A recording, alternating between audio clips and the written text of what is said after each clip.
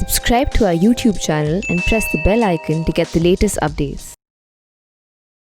Richard, you're not a man of the left, not by any stretch of imagination. You're not a Democrat. You work for the Republican president.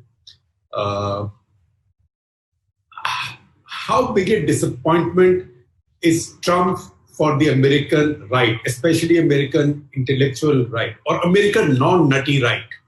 I understand. Look, Donald Trump is the first president of the modern era. And if you think the modern era begins with President Truman, Truman became president just before the end of World War II in 1945.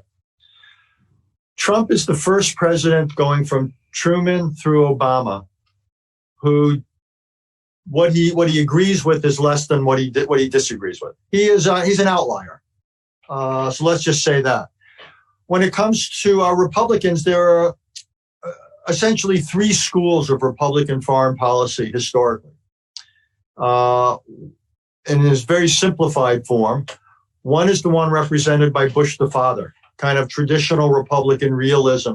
The focus of American foreign policy is to influence the foreign policies of others. We saw that with Eisenhower, elements of it with Ford, Nixon, and so forth. Believed in American leadership, believes in institutions. Reagan represented a slightly different tendency, and Bush 43 had a little bit more focused on the internal nature of other countries, more emphasis on promoting democracy, human rights. But that was the big debate between the so-called realists like me and the neocons or Reaganites. Trump represents a third school, more like people historically like Pat Buchanan, more like Republicans in the 20s and 30s, a much more isolationist, protectionist, nationalist impulse. And he's the first Republican president in the modern era to enter office with those values. So the question after Trump